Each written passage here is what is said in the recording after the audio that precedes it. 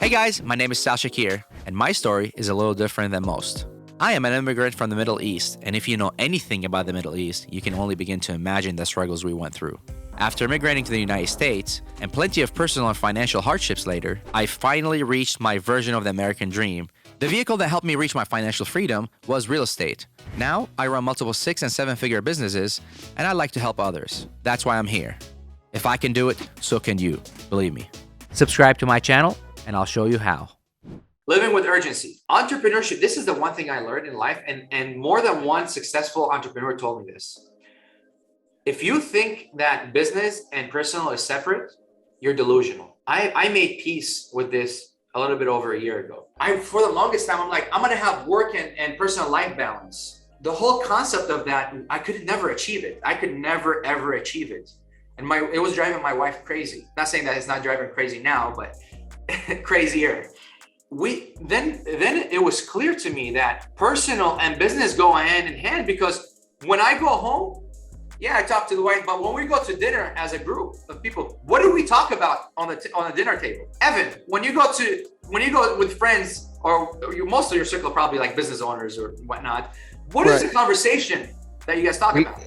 We talk about business, we talk about life, we talk about goals, we talk about what we want to do, what we've done, like our struggles, but primarily we talk about real estate. But if you want to separate the two, you're having a good time. So let's take a scenario. You're having a good time. You're at a party. You're drinking. Actually, you're not plastic. You're like on a good buzz, right? Okay. And there's a bunch of people talking, and the hour was like 5 hours. The party was 5 hours long. In those 5 hours, even if the people are not business people, what are the chances of you talking about business in there? I'm going to be talking about business. So are they? And this is a pretty personal setting. Like none of them is business owners, right? You're just talking. No. But you're gonna open up a topic about what do you do for a living, like business. It's gonna come up, right? It's gonna come up. You're gonna be talking to somebody, and usually I try to deflect off of me. But like if I'm in that scenario, yeah, I'm gonna talk with somebody, and then the question is gonna, well, hey, what do you do? It's like, yeah, I'm in real estate, and they're like, oh, tell me more. Hey, I'm a co-owner in a real estate company. We buy properties. I'll go into the whole spiel and the pitch, and they're like, oh man, that's awesome. And then like it just comes up, and I completely agree with Sal. Like I learned this too. It's if you have problems in your personal life, you're gonna have the same problems in your business life. Like they go hand in hand. Like so if you've got business problems, it's really personal problems that you need to fix. Absolutely. Yeah. And then if you have personal problems, you're gonna take that to work. Yep. People say, oh, leave it at the door. Bullshit. Nothing is left at the door. You can't. You can suppress it at the door, but you can't leave it at the door. And that's just the reality of it. So stop giving yourself this lie where I want to have this life balance. Balance is not achievable because they go hand in hand, like business and personal and issues and happy. They're all parallel because it's part of the universe, part of the ecosystem we live in. Like this is your universe, what you work with and your home. This is your universe. This is your ecosystem. So stop denying your own ecosystem. Second one, this one is non-negotiable for me. I used to say I'm a taskmaster, and someone just told me that there was this new movie I haven't watched, which I love, Marvel, Black Widow. The villain is a taskmaster. His name is Taskmaster. So I love tackling tasks. We have an old saying back home: don't delay today's task to tomorrow. So I used to come from home to school.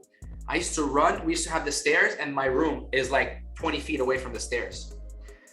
I used to go, the food is ready. My mom was saying, oh, food is ready, come from school. I go open my backpack, sit on the stairs because I don't have time to go to my bedroom so I can finish my homework so I can go eat. Because I'm like, I want to finish today. And I have this stupid idea of I want to finish today so I can relax tomorrow. Like, like that, the first picture comes to my head is like, I'm going to kick back at the beach, lift my head and like, sit down, because that's like doing a lot of work and then relaxing. Like that's my ideal thing. I've been trying to do this for 32 damn years and I haven't achieved that. Because when I finish today's task, there's tomorrow's task that I get to. And when I get there, there's always other things. So I made peace with it. I'm gonna finish today's task because tomorrow I'm not gonna kick back, because tomorrow is gonna be less tasks. that I have to bury myself with. Because the more tasks I neglect, the more pressure I put on myself, and the more bottleneck to my future I have. So at least I realize this, and I'm real to myself. So I start saying this to myself. It's not, if I do all the tasks today, it doesn't mean tomorrow there's no task. I'm just gonna take the load off of tomorrow's task. That is as simple as that. And understanding what is priority. Sorry guys, there's like a lot of capitalization. I typed this real quick, but understanding what priority, what's not priority. So always have your task, the priority on top, and have something under that. Does that mean you're gonna have to finish all the tasks in one day? No. Does that mean if you said for yourself you're gonna finish those 10 tasks today or this week, you have to finish them all? No. Get as many of them solved. But if you know your priority, you know exactly what your priority is.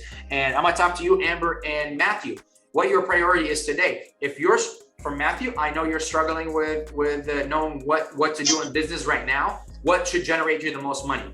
Amber, your priority right now, how do I make a manual for some people that I can hire where they can replace my role ASAP? So number one is that what I just said is the top priority.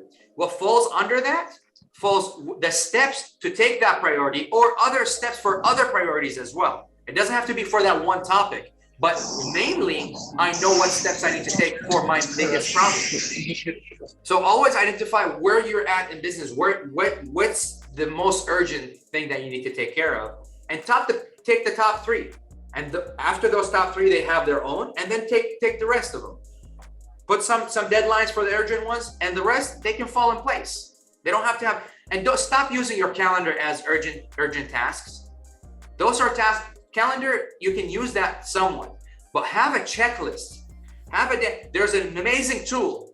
It's called Todoist. Todoist.